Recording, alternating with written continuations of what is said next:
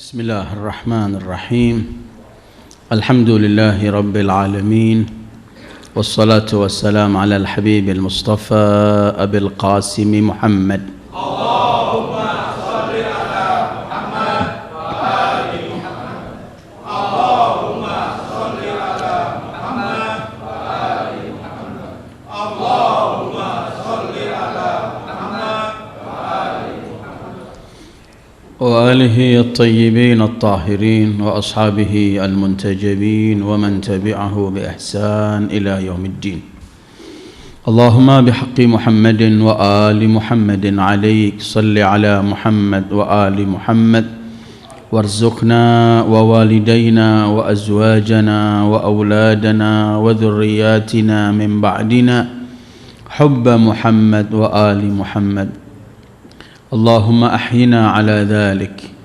وأمتنا على ذلك واحشرنا في زمرة من أحب محمدا وآل محمد مع محمد وآله يا كريم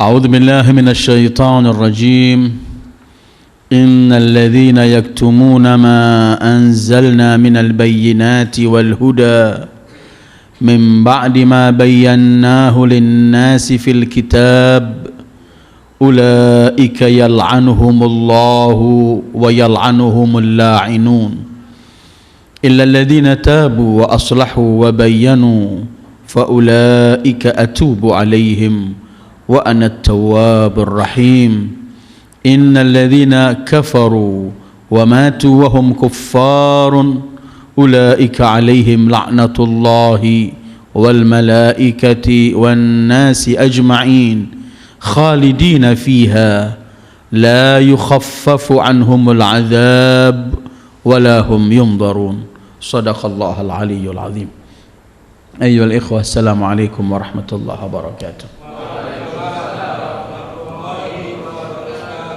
Kita terlebih dahulu dengan salawat seperti biasanya. اللهم صل على نور الأنوار وسر الأسرار وترياق الأغيار مفتاح باب اليسار سيدنا محمد المختار وآله الأطهار وأصحابه الأخيار عدد نعم الله وإفضاله. Malam ini kita masuk kepada ayat ke-159 dalam surat Al-Baqarah.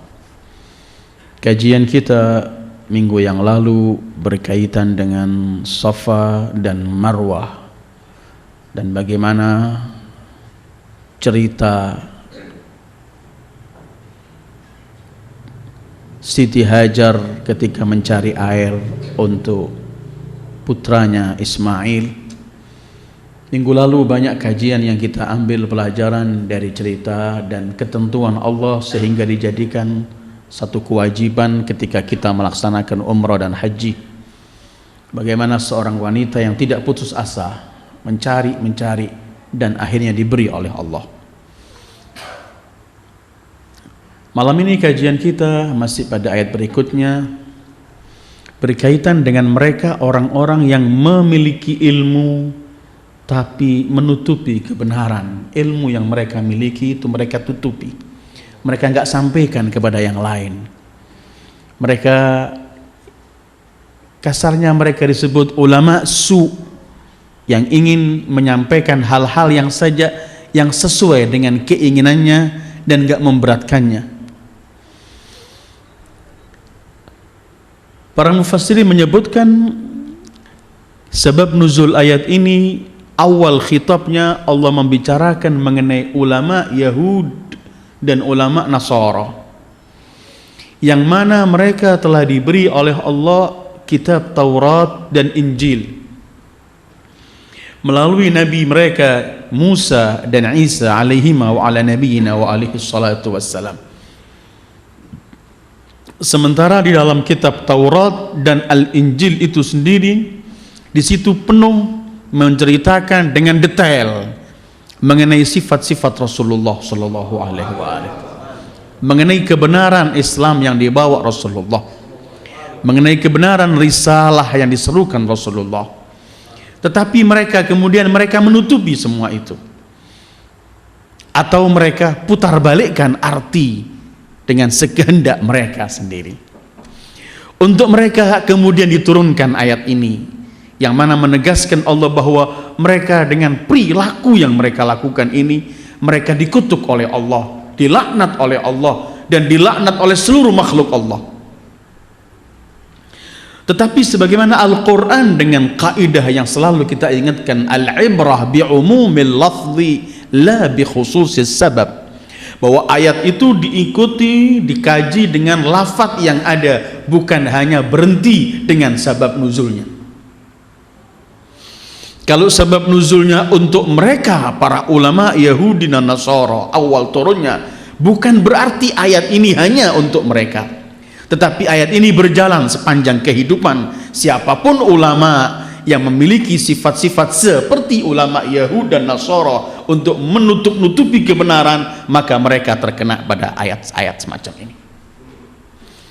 Sebagaimana ayat-ayat atamuruna an-nasa bil birri wa tansawna anfusakum wa antum tatluna al-kitab afala ta'qilun. Itu juga ayat-ayat yang tadinya untuk mereka, tetapi ayat ini kemudian untuk semua mereka yang pandai menganjurkan sesuatu tapi nggak mengamalkan apa yang mereka sampaikan kepada orang. Kita akan berhenti malam ini pada ayat-ayat ini, dan bagaimana bahayanya ketika ada orang berilmu menutup-nutupi kebenaran. Allah menyebutkan, innal ladzina yaktumuna ma anzalna minal bayyinati wal huda, mereka yang menyembunyikan, yaktumun al-kitman al-ikhfa, menyembunyikan apa?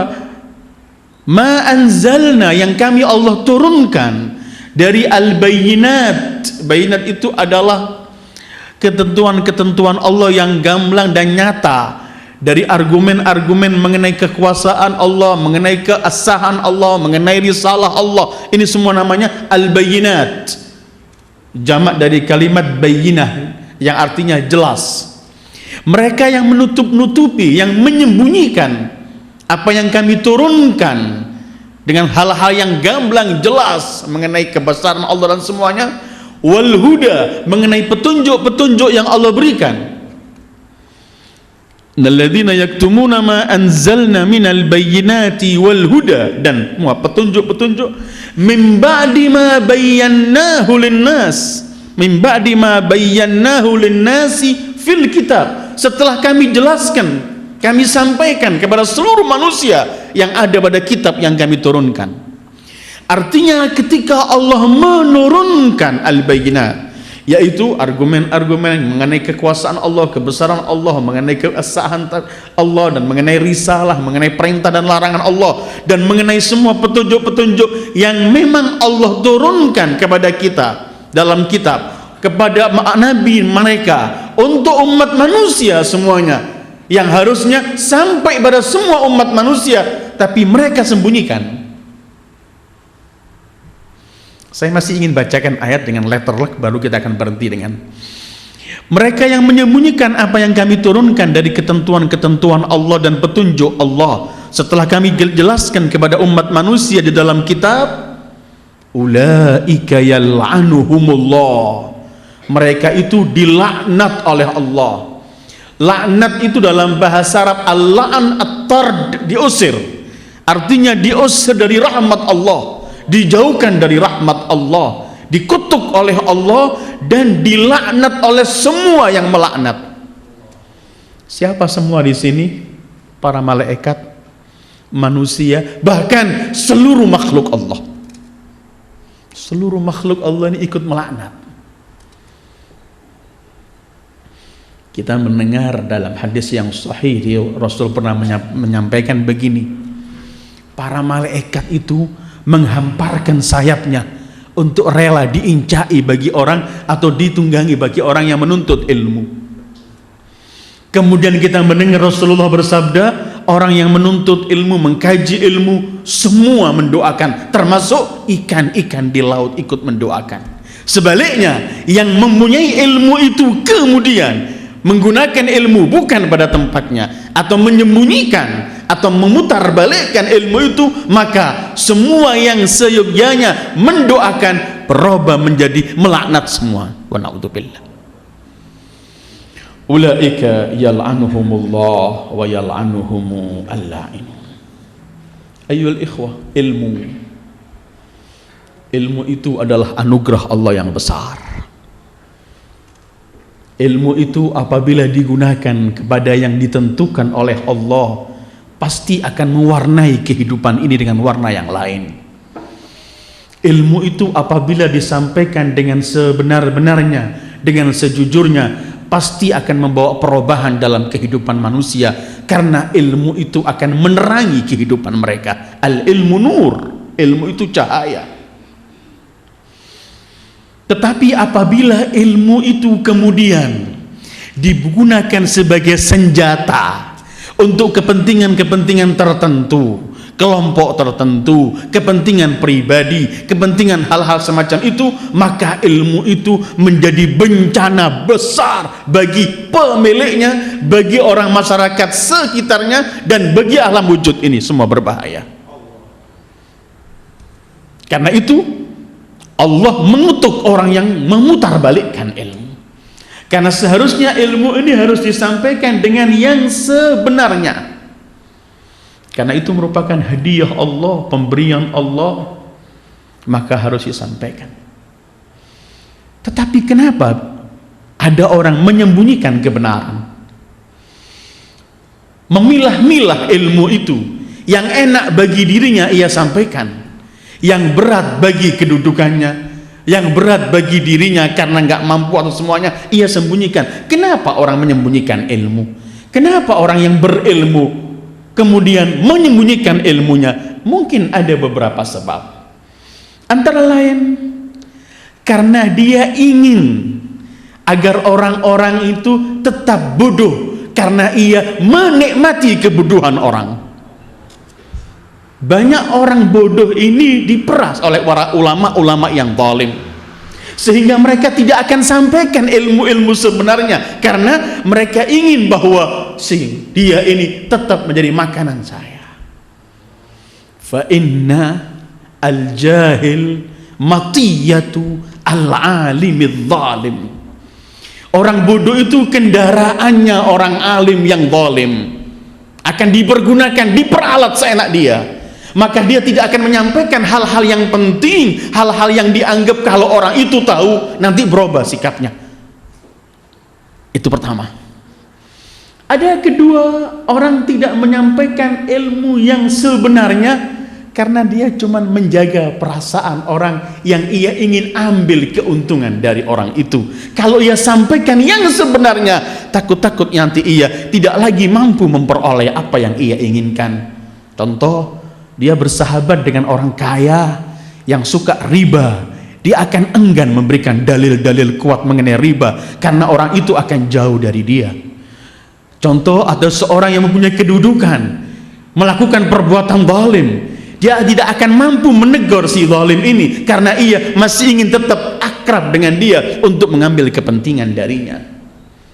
Itu mungkin tipe kedua, karena dia masih ingin tetap mumasyahatan lah, tetap bisa bergaul, berjalan dengan dia, seiring dengan dia, maka harus ia sembunyikan sebagian.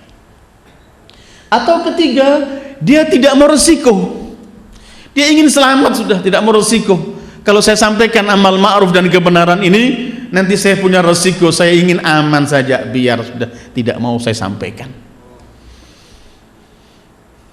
Ada yang tidak mau menyampaikan karena menikmati kebodohan orang yang bodoh. Ada karena dia takut kalau ia sampaikan yang sebenarnya, dia tidak lagi mampu berhidup berdampingan dengan yang ia inginkan untuk selalu ia berdampingan dengan dia. Atau dia ingin, kalau saya nggak ditanya, untuk apa saya bicara, untuk apa saya menyampaikan yang benar, biar saja, saya ingin amat selamat. Ayyuhal ikhwah, kebenaran itu adalah akan bergulir begitu saja secara alami. Kebenaran itu adalah sesuatu yang seiring dengan naluri manusia. Kebenaran itu apabila disampaikan dengan sejujurnya, maka kebenaran itu akan mampu kena kelop dengan hati kecil manusia. Karena kebenaran itu sesuai dengan fitrah yang Allah ciptakan manusia berdasarkan fitrah itu. Wa aqim wajhaka lid-din hanifa fitratallah allati fatara an-nasa 'alayha la tabdila li khalqillah dzalika ad-dinul qayyim walakinna aktsaran nasi la ya'lamun. Hak kebenaran itu adalah fitrah manusia.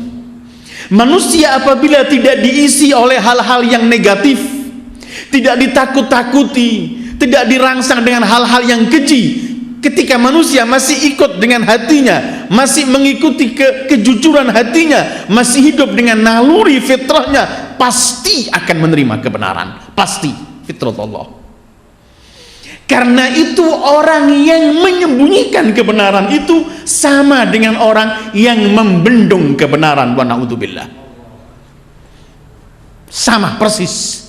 Ini yang akan saya sampaikan sebentar lagi. Alladzi yabtaghunaha iwaja yasudduna an sabilillah wa yabghunaha iwaja, yang membendung jalan Allah dan mereka selalu menginginkan agar jangan lempeng ini, iwaja, bengkok terus. Menyembunyikan kebenaran yang harus disampaikan sama dengan orang yang membendung kebenaran agar nggak sampai kepada yang lain. Sama. Jadi kadang-kadang orang ingin menyampaikan kebenaran wajib disampaikan. Nanti kita akan bicarakan kapan disampaikan. Tapi yang ingin sebentar saya berhenti sebentar. Kenapa adalah enggak sebentar lagi ada ancaman-ancaman Allah yang dahsyat. Tidak ada perumpamaan yang keji sekeji perumpamaan ulama su dalam Al-Quran, dan tidak ada ancaman sebesar ancaman untuk ulama su dalam Al-Quran. Imam Ali pernah ditanya, siapakah yang lebih sesat dan biadab setelah iblis dan Fir'aun? Kata Imam Ali, ulama su. Mereka yang memutarbalikkan kebenaran, mereka yang menyembunyikan kebenaran, dan mereka yang menyesatkan umat manusia. Karena itu ancaman Allah, yal'anuhumullah wa yal'anuhumul la'inun. Kebenaran apabila disampaikan, fitrah manusia pasti akan mendengar. Coba renungkan ayat yang saya baca tadi. Setelah Allah menyebutkan fitratullah allati fataran nasa 'alaiha, ini adalah naluri fitrah yang Allah ciptakan manusia berdasarkan naluri itu. Dzalika dinul qayyim, itulah agama Islam dengan kebenarannya merupakan fitrah. Tetapi Allah akhiri begini, walakinna aktsaran nasi la ya'lamun. Kebanyakan orang enggak menerima agama fitrah ini karena tidak tahu. Yang menyebabkan mereka tidak tahu karena adanya ulama yang menyembunyikan kebenaran. Kalau kebenaran disampaikan dengan sebenarnya, pasti naluri manusia akan menerima. Karena itu, kalau kita gandengkan ayat-ayat ini dengan Al-Quran, dengan ayat-ayat yang lain, kita akan menemukan ternyata terjadinya perselisihan di antara umat manusia. Kebanyakan faktor yang paling besar adalah tingkah para ulama yang menyembunyikan kebenaran. Karena itu Al-Quran ketika menceritakan kepada kita mengenai perselisihan umat, yang dibawa adalah bagian karena perbuatan zalim yang dilakukan oleh para ulama yang memiliki ilmu kemudian tidak menyampaikan yang sebenarnya. Allah berfirman dalam surat Al-Baqarah ayat 213, yang mungkin suatu saat kita akan sampai pada ayat itu. Allah berfirman, wa anzala ma'ahumul kitaba bil haqq liyahkuma bainan nasi fi ma ikhtalafu fi wa ma ikhtalafa fihi illa alladhina utuhu min ba'di ma ja'atuhumul bayyinat baghyan bainahum. Allah turunkan kitab dengan penuh kebenaran, agar dengan kitab itu manusia bisa menghukum dengan mana yang benar, mana yang salah. Setelah mereka berselisih dan mereka wa makhtalafa, ini ayatnya, wa makhtalafa fi, mereka tidak berselisih mengenai kebenaran ini, illalladzina autuhu min ba'di ma ja'atuhumul bayinat, kecuali dari mereka orang-orang yang memiliki ilmu itu setelah mengenal kebenarannya, mereka justru yang memutarbalikkan. Baghiyan bainahum, karena zulman, melampaui batas. Karena orang yang zalim itu meletakkan sesuatu bukan pada tempatnya.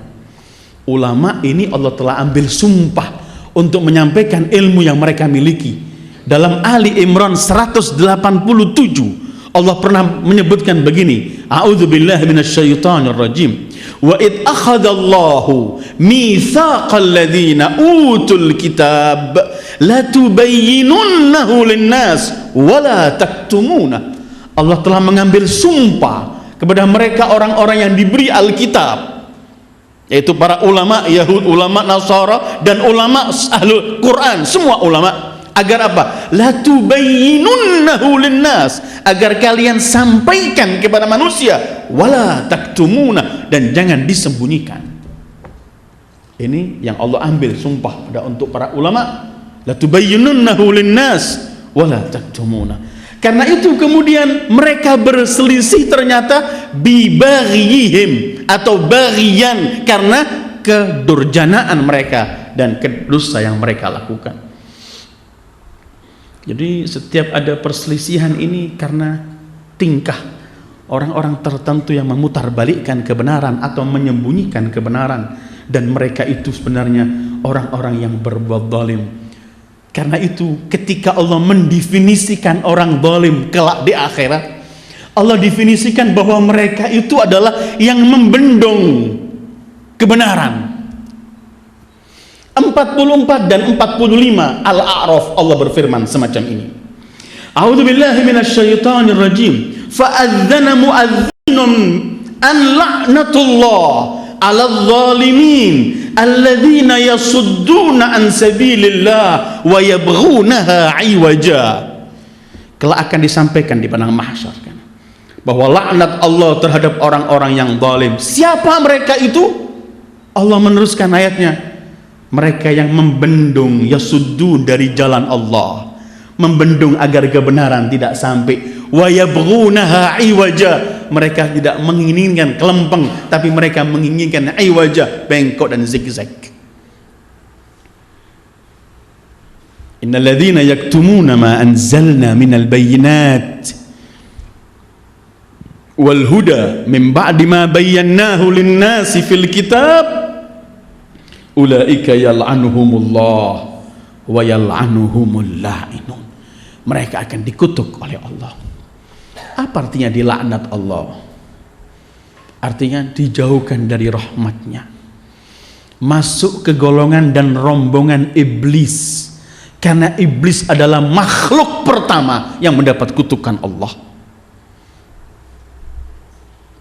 Ukhruj minha, ketika Allah mengusir iblis dari tempat training Adam di surga atau kebun itu, Allah usir iblis, kemudian Allah sebutkan bahwa engkau adalah rajim, terkutuk. Yal'anuhumullah wa yal'anuhumul la'inun. Para malaikat melaknat, para manusia melaknat, binatang-binatang di laut, ikan-ikan, dan semua binatang yang di bumi ini melaknat. Karena setiap ada penyimpangan, pelanggaran Allah, setiap ada maksiat, pasti ikut serta terganggu alam ini. Kita sering mendengarkan kalau orang-orang itu bertakwa, Allah akan turunkan hujan, Allah akan makmurkan. Walau anna ahlal qura amanu wattaqau lafatahna alaihim barakatin minas sama' wal ardh ila akhirah. Sebaliknya, ketika mereka menjadi bejat, karena sikap ulama yang menyembunyikan kebenaran bisa menjadikan bergenerasi demi generasi mengikuti kebejatan yang ia bawa. Na'udzubillah.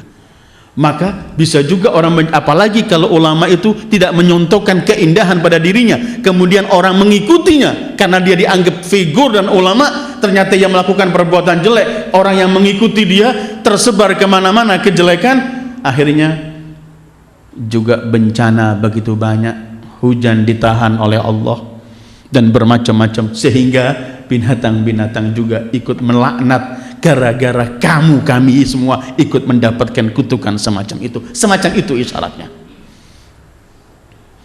Pernah kan saya sampaikan dulu riwayat di tempat ini bahwa pernah terjadi di zaman Nabi Allah Musa kemarau yang panjang, ternak banyak yang mati, manusia kehausan, kelaparan, gak mendapatkan air. Udah begitu dahsyat kemarau yang begitu panjang, tidak ada hujan sama sekali. Nabi Musa mohon kepada Allah, ya Allah, hamba-hambamu dalam keadaan bahaya dan engkau maha mengetahui, ternak-ternak semua pada mati, sawah dan semua yang gak bisa lagi kita melakukan sesuatu, turunkan hujan ya Allah. Allah berfirman, Musa, di tengah-tengah kalian ada seorang yang melawan aku selama 30 tahun. Melawan, bahasanya yunazi'uni, melawan aku dengan semua maksiat yang ia lakukan. Tidak pernah akan kuturunkan hujan sebelum ia kembali dan tobat kepada aku. Artinya ternyata semua ini memperoleh bencana karena perilaku orang tadi itu. Ini urusannya amal ma'ruf nahi mungkar. Wahai Musa, kata Allah, panggil dia, tegur. Jadi Nabi Musa ini keliling dari kampung ke kampung teriak, wahai yang telah 30 tahun melanggar Allah, melawan Allah, bertobatlah agar manusia dan binatang dan semua ini gak mendapatkan bencana karena perbuatanmu.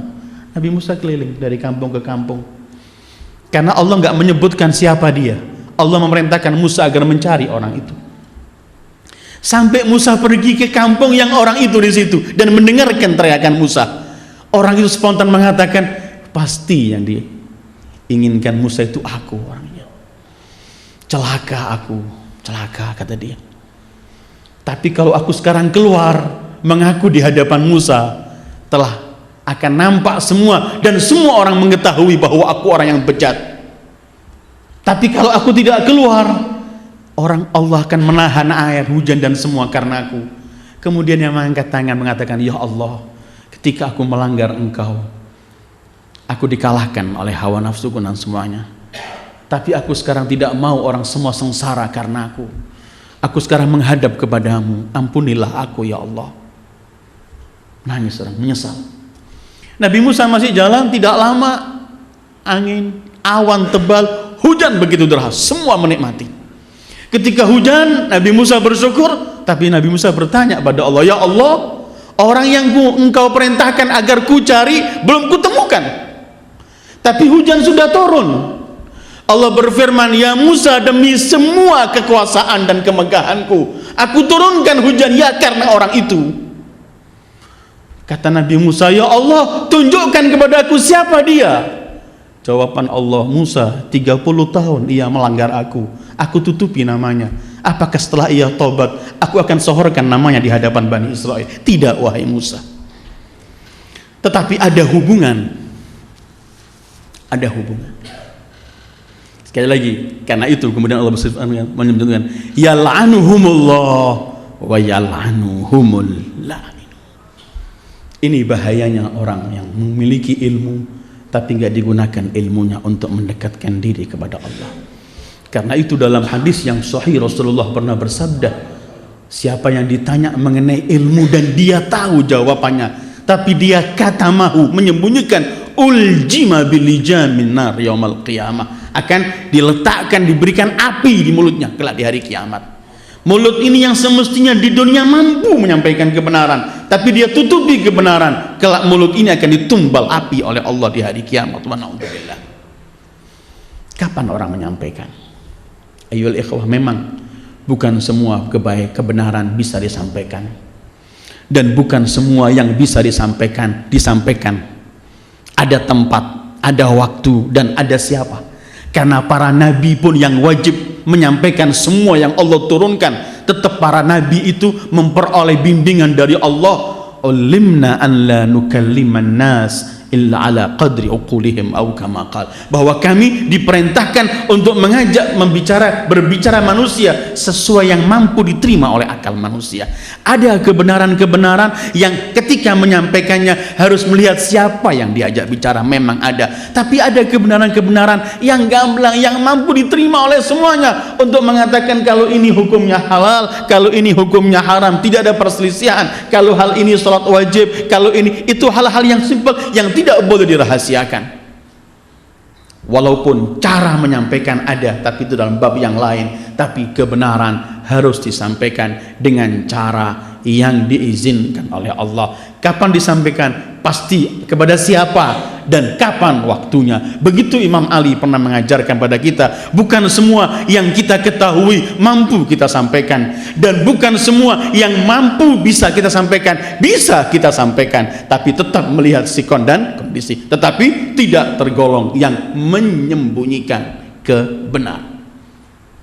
Innal ladzina yaktumuna ma anzalna minal bayyinati wal huda min ba'di ma bayyanahu lin-nasi fil kitab ulaika yal'anuhumullah wa yal'anuhumul la'inun. Tetapi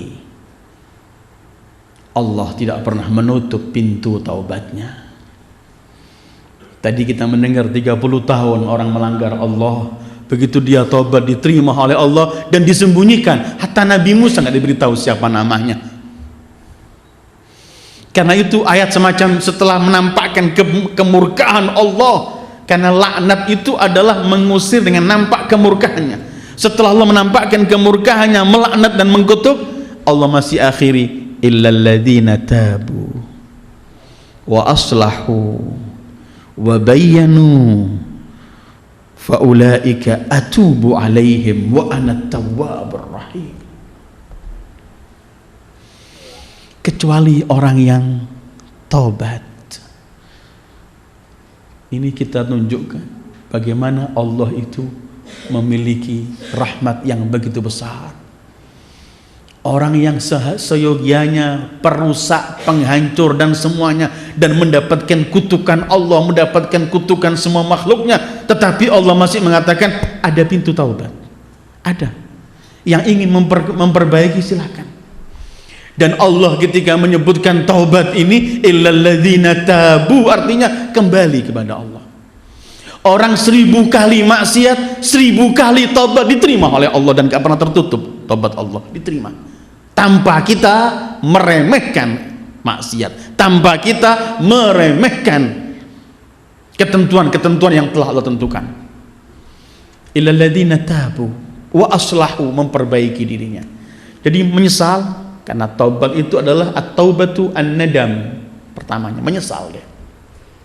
Kemudian memperbaiki dirinya, wa aslahu, mengikhlaskan dirinya untuk kepada Allah dan memperbaiki, merubah semua sikap-sikap yang salah. Ini kalau selain ulama sampai sini cukup taubatnya. Kita berbuat salah, menyesal, mohon maaf pada Allah, mungkin dengan cucuran air mata, kemudian Allah mengampuni dosa kita. Bisa cuma dihapus dosanya, bisa juga karena keikhlasan taubat kita, bukan cuma dihapus dosanya, tapi sebilangan dosa itu diganti kebaikan oleh Allah. Sebagaimana Allah berfirman, yubaddilullah sayyiatihim hasanat. Kejelekan-kejelekan itu diganti kebaikan oleh Allah. Tapi ulama taubatnya gak cukup dua ini. Mereka yang menyembunyikan kebenaran, yang memutarbalikkan fakta, dan yang membodohkan masyarakat untuk memperoleh kepentingan dari mereka, taubatnya setelah illal ladzina tabu wa aslahu, memperbaiki dirinya, ingin tidak lagi melakukan semuanya, ada ketiga, wa bayyanu, harus mereka sampaikan kepada orang-orang yang dulu mereka tipu, kepada orang-orang yang dulunya mereka sembunyikan kebenarannya, harus mereka sampaikan bahwa dulu saya menyembunyikan kebenaran ini yang saya sampaikan semua salah, sekarang saya cabut semuanya. Gak gampang tobatnya ulama. Bukan cuma setelah melakukan perbuatan merubah-rubah, menyembunyikan kebenaran, masuk mihrab doa selesai, tidak. Harus ia cabut semua fatwa-fatwa yang keliru, harus ia sampaikan semua hal-hal yang ia sembunyikan. Karena itu illal ladzina tabu wa aslahu wa bayyanu, mereka menjelaskan kepada mereka umat manusia. Kalau mereka enggak menjelaskan, belum taubat kepada Allah. Orang biasanya ingin selalu tampil dipuji orang, sehingga dia ingin melakukan apa yang ia kehendaki, walau terhadap hukum Allah seenaknya dia merubah-rubah. Yang penting dia tidak menampakkan bahwa dia nggak mampu, dia bodoh, dia kurang pandai. Dia selalu pandai begitu merubah. Karena itu kemudian taubatnya harus ia mempermalukan dirinya di hadapan orang, bahwa kemarin itu saya salah, yang saya sampaikan itu enggak benar, harus ia lakukan. Wabayanu, kalau dia tidak menyampaikan apa yang disembunyikan, maka dia belum memiliki arti taubat yang sebenarnya. Illal ladzina tabu wa aslahu wa bayyanu. Perhatikan rahmat Allah. Faulaika, maka mereka itu yang tabu, yang aslahu, yang bayanu, mereka itu atubu alaihim, aku akan berikan taubat pada mereka. Aku, kalau taubat itu dari kita kembali kepada Allah, maka Allah kembali kepada kita dengan mencurahkan semua rahmat dan nikmatnya. Yang dicabut-cabut dikembalikan lagi. Cuman coba kita perhatikan, Allah enggak mengatakan faulaika aqbalu taubatuhum. Bagi yang tobat, bagi memperbaiki dirinya, bagi yang menyampaikan semua kesalahannya, maka aku terima tobatnya. Enggak begitu bahasa Al-Quran. Enggak mengatakan fa'aqbal, aku terima taubatahum, tidak. Tapi Allah mengatakan kalian tobat, aku pun kembali kepada kalian. Atubu alaih. Kalian kembali menyadari kesalahan kalian, tobat, maka aku kembali sekarang memberikan semua hal-hal yang pernah aku cabut untuk kalian. Fa ana atubu alaihim. Pintu taubat enggak pernah tertutup. Karena itu kita jangan usil dengan kesalahan orang. Amal ma'ruf nahi mungkar menegur ada, tapi enggak perlu kita usil. Mungkin dia sebelum wafat taubat kepada Allah, ketika ia mati dia sudah ditaubat oleh Allah, diampuni, sementara kita belum tahu apa akhir kehidupan kita.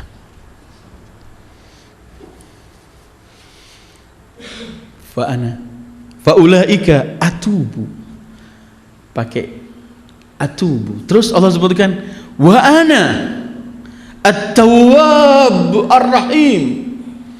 Ini sifat Allah, dua ismu Allah, Tawwab Rahim. Dan aku adalah orang yang aku adalah zat yang memberikan taubat, selalu memberikan taubat. Begini ya ayyuhal ikhwah, kita enggak mampu taubat kalau enggak diberi bimbingan oleh Allah untuk bertaubat. Karena itu orang yang meremehkan dosa itu dikhawatirkan Allah tidak beri taufik dia untuk bertaubat, sehingga enggak mampu dia taubat. Jangan meremehkan dosa. Karena taubat itu datangnya pasti dari Allah dulu, memberi kita taufik dan bimbingan untuk taubat, baru Allah menyampaikan taubatnya. Kalau enggak datang dari Allah bimbingan untuk taubat, kita enggak bisa taubat. Karena itu Allah berfirman, taballahu alaihim liyatubu. Taballahu alaihim liyatubu dalam surat Taubah kalau enggak salah, untuk wa'ala thalathatil ladzina khulifu ila akhir ayat. Allah kemudian beri bimbingan mereka untuk taubat, liyatubu, agar mereka bertaubat. Dan bimbingan taufik untuk kita bisa taubat ini enggak pernah datang kalau kita meremehkan dosa, enggak pernah datang. Wa na'udzubillah. Karena itu orang yang mengulur-ngulur waktu untuk taubat sambil meremehkan maksiatnya jarang mampu mendapatkan taubat sampai akhir hayatnya. Wa na'udzubillah. Fa ana at-tawwab. Pintu taubat ini semua Allah menyebutkan setelah tawwab digandengin lagi rahim. Dengan rahmatnya Allah memberikan taubat semua ini. Dan tidak boleh orang putus asa sama sekali. Termasuk dosa besar itu adalah putus asa. Karena itu Allah gandengkan putus asa itu dengan kafir. Karena orang kalau masih punya sedikit iman nggak bisa putus asa. Kalau sudah tidak punya keimanan, dia pasti putus asa. Wala yai'asu min rahmati rabbih illa dhallun wala yai'asu min rahmati rabbih illa al-kafir. Orang kafir. Putus asa nggak boleh. Dan jangan pernah, mungkin perlu saya sampaikan, kadang-kadang kita tanpa sadar kita berkata, percuma dia tobat nggak diterima oleh Allah. Jangan pernah menyempitkan rahmat Allah. Siapapun orang masih Allah mesti terima tobatnya, siapa saja dia.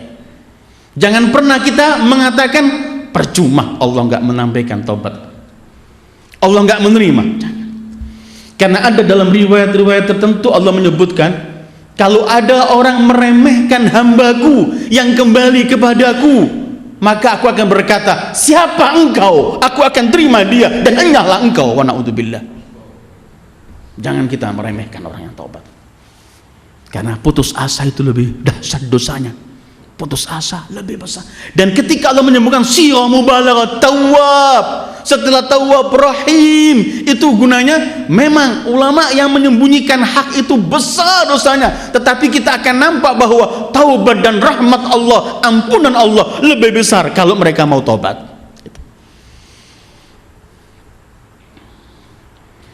Ada orang di zaman Imam Musa al-Kadzim, dalam riwayat zaman Imam Musa, Imam Ja'far, ada seorang pergi ke rumah orang, kalau nggak salah orang itu namanya Qahtabah atau apa. Dulu dia termasuk orang panglimanya Harun Rasyid. Setelah wafat Harun, setelah mati semuanya, diketemukan orang itu datang kawannya, dan kawannya termasuk pengikut Imam Ja'far Shadiq atau Imam Musa al-Kadzim. Ketika datang di hari Ramadan siang, ketika orang ini ke rumahnya Qahtabah ini, dia sedang makan. Ramadan siang makan. Katanya dia, ini bulan Ramadan, apakah kamu sakit? Enggak. Aku tidak sakit, aku tidak punya udzur, aku tidak musafir. Istighfarlah kamu pada Allah. Kenapa kamu nggak puasa? Dia bilang, aku puasa nggak puasa sama, nggak pernah Allah akan menerima amalanku. Kenapa? Kenapa engkau menjadi putus asa? Dia berkata begini, aku pernah suatu malam dipanggil, suatu hari di malam hari dipanggil oleh Harun. Ketika aku menghadap depannya, Harun berkata, bagaimana kesetiaanmu dengan aku? Aku berkata kepada Harun, aku tebuskan jiwaku, hartaku dan anak semua, istriku untukmu. Pergilah, kata Harun. Dia pulang, sampai di pintu rumahnya, belum masuk dipanggil lagi. Ditanya, bagaimana kesetiaanmu terhadapku? Dia teriak, demi Allah, aku korbankan jiwaku, keluargaku dan semua yang kumiliki. Pergilah, kata Harun. Dia sampai rumahnya baru mau masuk, selesai dipanggil lagi yang ketiga kali. Harun berkata, aku tanya kamu lagi, bagaimana kesetiaanmu? Ketiga kali dia takut, dia berkata, aku akan korbankan untukmu wahai Harun, jiwaku, hartaku, keluargaku dan agamaku. Kata Harun, ini yang kuharapkan. Sekarang kamu pergilah dengan ini dan laksanakan semua perintah orang ini. Dibawa ke penjara, dibukakan satu kamar, di situ ada 20 Alawiyin, keturunan Imam Ali. Kemudian diberikan pedang, ia berkata, penggal semua pedang orang 20, penggal satu-satu.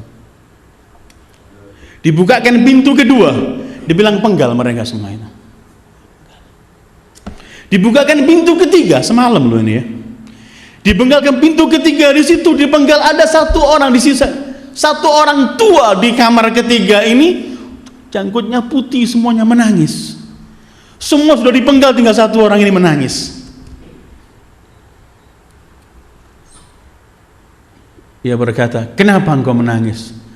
Kata si tua itu begini, demi Allah aku enggak menangisi diriku.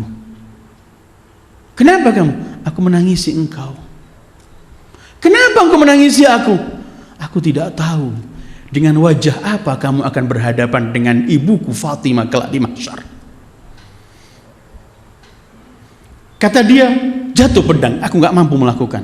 Kata orang itu yang diperintahkan Harun, kamu telah akan berkorban semua untuk dia. Ayo ambil pedang dan penggal itu. Dia ambil dengan takut, dipenggal juga. Terus dia bilang, setelah aku membunuh mereka ini, tidak ada artinya aku beramal soleh, semua gak diterima oleh Allah. Orang itu keluar, langsung kembali menceritakan itu kepada Imam Musa atau Imam Ja'far. Dengarkan komentar Imam Ja'far. Demi Allah, keputusasahan dia dari rahmat Allah ini lebih besar dari 60 orang yang dibunuh dari Alawiyin itu. Putus asa. Atubu alaihim wa ana at-tawwabur rahim. Aku memberikan ampunan dan Allah Maha Rahmat. Rahmat Allah jangan pernah disempitkan. Kalau kita ini tidak hidup dengan rahmat Allah dan ampunan Allah, kita nggak bisa hidup walau sehari. Karena Allah berfirman dalam Al-Quran dalam beberapa ayat yang artinya kalau Allah langsung setiap orang melakukan perbuatan dosa diambil sanksinya, matarok, tidak akan meninggalkan satu makhluk melata di bumi Allah. Tidak ada yang akan tinggal di bumi, semua habis. Kapan kita nggak melanggar Allah? Tapi kan selalu Allah masih membuka, mungkin nanti taubat besok nanti terus dibuka pintu taubat ini. Illalladzina tabu wa aslahu. Cukup untuk orang yang bukan menyembunyikan, tapi bagi yang menyembunyikan ilmu, wa bayyanu, harus menyampaikan, fa ulaika atubu alaihim wa ana at-tawwabur rahim. Terus innalladzina kafaru wa matu wa hum kuffar.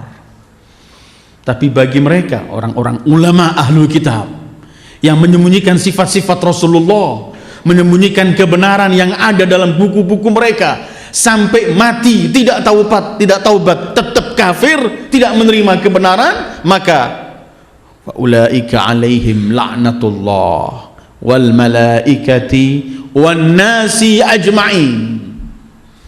Bagi yang menyembunyikan ilmu dikutuk oleh Allah, tetapi yang taubat diterima oleh Allah. Tapi yang sampai mati tidak taubat, tetap dalam kekufuran, maka bagi mereka laknat Allah. Ulaika alaihim laknatullah, laknat Allah, wal malaika, laknat seluruh para malaikat, wan nasi ajma'in, manusia semuanya. Mungkin kita bertanya, bukankah cukup laknat Allah saja? Kenapa laknatnya malaikat, laknatnya manusia? Ini Allah cuma memberikan takkid tambahan dahsyatnya bahwa semua makhluk ikut benci dengan orang yang menyimpang dari kebenaran. Yang aneh malaikat, malaikat benci orang-orang yang melanggar Allah. Kalau kita baca surat Tabarok itu katanya malaikat itu setiap dicampakkan manusia ke neraka dia gemes melihat. Nerakanya pun sendiri punya suara yang marah betul neraka itu, karena kok sampai ada orang melanggar Allah. Sehingga katanya kalau ada umat Muhammad ini memberikan sedekah, dalam satu riwayat di buku-buku tafsir disebutkan, kalau ada salah seorang dari umat Muhammad memberikan sedekah, malaikat yang menjaga neraka itu sujud syukur pada Allah. Ya Allah, alhamdulillah orang dari umat Muhammad selamat, gak masuk ke tempatku, karena aku malu setiap ada, aku malu menatap wajah Muhammad kalau ada umatnya masuk di tempatku.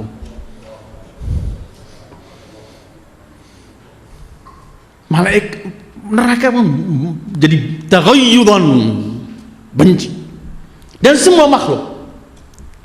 Karena itu Allah akan menyebutkan laknat Allah, laknat para malaikat. Tetapi ketika mengatakan wannasi ajmain, dan seluruh manusia bukan cuma kaum mukminin, bukan cuma orang-orang yang soleh benci melihat orang-orang berbuat jelek, tetapi manusia mutlak, manusia, banyak juga manusia yang sama dengan perilaku dia, kok menjadi dia ikut melaknat. Begini ya ayyuhal ikhwah, orang yang melakukan perbuatan jelek Walaupun partnernya sendiri, sebenarnya hati kecil kawannya yang juga mungkin ikut melakukan kejelekan itu juga benci dengan perbuatan itu. Karena itu orang-orang yang sama melakukan perbuatan jelek, di antara mereka pun saling melaknat dan saling mengkutuk. Karena sebenarnya naluri dan fitrah manusia itu benci terhadap kejelekan. Kadang-kadang sama melakukan perbuatan jelek. Coba kita melakukan perbuatan jelek dengan orang yang sama, dengan kawan, sama-sama melakukan. Kemudian kita ingin melakukan sesuatu sendiri yang baik, yang berkaitan dengan dia, pasti dia tolak. Karena dia walaupun kawan, dia juga benci ada kejelekan yang ia benci. Karena itu menunjukkan laknatullah wal malaikati wan nasi ajma'in khalidina fiha, kekal dalam kutukan Allah dan siksaan itu. Ini perjalanan akhir sudah manusia. Karena kalau di dunia masih Allah berikan kesempatan illal ladzina tabu. Tapi kalau sudah sampai mati ya taubat, di alam sana selesai. Karena taubat itu diterima oleh Allah sebelum roh di sini. Malam yugharghir. Innallaha yaqbalu taubata 'abdihi malam yugharghir sebelum sini. Karena itu ketika Imam Ridha ditanya, "Kenapa Allah tidak menerima taubatnya Firaun?" Kata Imam Ridha, karena ia telah menyaksikan sesuatu, dia telah melihat alam yang barzah walaupun sebelum mati. Karena Fir'aun ketika tenggelam terakhir, dia teriak, "Aku sekarang mau beriman dengan yang diimani Bani Israel." Tapi juga enggak menyebut nama Allah dia. Aku beriman kepada Allah enggak. Tapi dia berkata, "Amantu billadzi amanat bihi Banu Israel." Katanya Allah, "Al-ana wa qad asaita qabl." Sekarang selesai. Habis. Selagi ada kesempatan taubat diterima oleh Allah, tapi di saat itu yauma la yanfa'u nafsun imanuha lam takun amanat min qabl, enggak diterima, habis karena sudah menyaksikan. Karena itu di sini mereka kekal selamanya. Karena apa? Dengan siksaan itu, karena sampai mati dia enggak taubat, maka pintu taubat selesai. Khalidina fiha, Allah akan kekalkan ia dalam siksaan itu. La yukhaffafu anhumul adzab, enggak diberi keringanan, enggak ada diskon untuk api neraka dan siksaan Allah, sama sekali tidak ada keringanan. La yukhaffaf. Saya tidak ulangi lagi mengenai siksaan neraka. Ada kita dalam satu ceramah kita khusus mengenai neraka dalam Al-Quran, bisa dirujuk kembali. Salah satunya adalah la yukhaffaf, enggak ada keringanan sama sekali. Kalau sudah dibakar hangus semua kulit kita, diganti kulit baru oleh Allah. Kullama nadijat juluduhum badalnaha juludan ghairaha. Gunanya untuk apa? Liyadzuqul adzab, agar tetap merasakan siksaan itu. Khalidina fiha la yukhaffafu anhumul adzab, siksaannya tidak dikurangi, wala hum yundarun, enggak pernah dilihat. Artinya apa? Tidak pernah sama sekali mendapatkan rahmat Allah. Afkir, enggak mampu dilihat, sudah dianggap tidak ada, ini enggak dibicarakan. Ini orang-orang yang la yundarun, yang sudah enggak dipandang lagi, enggak dilihat lagi, itu artinya orang yang paling hina di hadapan Allah. Ini kalau kita mendengarkan doa Imam Shadiq mengajak mereka, la tastabdil bi ahad, jangan diganti, aku jangan diganti. Karena kalau diganti itu berarti sudah afkir. Kalau kita punya pembantu atau pekerja rumah kita gak kena kerjanya, menipu, malas dan semuanya, kita buang dia, kita ganti orang baru, afkir ini, wa na'udzubillah, di PHK. Walahum yunzarun. Sementara nikmat penghuni surga yang terbesar ialah karena mereka mendapatkan nazra rahmah minallah. Itu nikmat yang besar. Ketika Allah menyampaikan ridha ya kerelahanku, kata Allah, Itu nadrah. Walahum yundharun. Ayolah ikhwah, segi bahasa semacam ilmu Al-Quran banyak. Ada orang yang nggak mampu, bukan nggak mampu, orang yang nggak layak nggak diajak bicara oleh Allah. Ada. Buang sudah nggak ada. Dan nanti di akhirat nggak layak untuk dipandang sama sekali, mendapatkan pandangan rahmat Allah nggak layak sama sekali. Di dunia ini, dalam Al-Quran kita sering membaca ada ayat-ayat yang khitabnya sebenarnya bukan untuk mereka, tapi diajukan untuk mereka, karena orang yang semestinya mendapatkan khitab nggak layak untuk diajak berbicara. Satu contoh, kekejian orang jahiliyah yang menguburkan anak perempuan ketika lahir langsung dikubur hidup-hidup. Itu perbuatan yang paling keji. Seorang ibu mengandung 6-9 bulan, ada ruh Allah dan semua baru lahir, langsung perempuan dikubur. Namanya itu yang dikubur anak itu namanya mau'udah, yang dikubur hidup-hidupan. Kalau kita membaca Al-Quran yang ditanya oleh Allah, kenapa kamu bunuh ini? Bukan yang membunuh, yang mengubur. Al-wa'id bukan, tapi mau'udah. Wa idzal mau'udatu su'ilat bi ayyi dzambin qutilat. Ketika anak kecil perempuan itu yang dibunuh itu ditanya, kenapa? Dengan dosa apa dibunuh? Yang ditanya anak yang dibunuh, bukan yang membunuh, karena perbuatan keji ini menjadikan dia tidak layak mendapatkan khitab dari Allah. Atau orang yang menyekutukan Allah, kan Allah nanti di akhirat bertanya kepada Nabi Isa, nggak tanya pada mereka yang menjadikan Isa Tuhan, tidak, karena mereka udah keterlampauan batas. Ya Isa, a anta qulta linnas ittakhiduni wa ummiya ilahaini min dunillah? Qala subhanak ma yakunu li Isa bi akhi.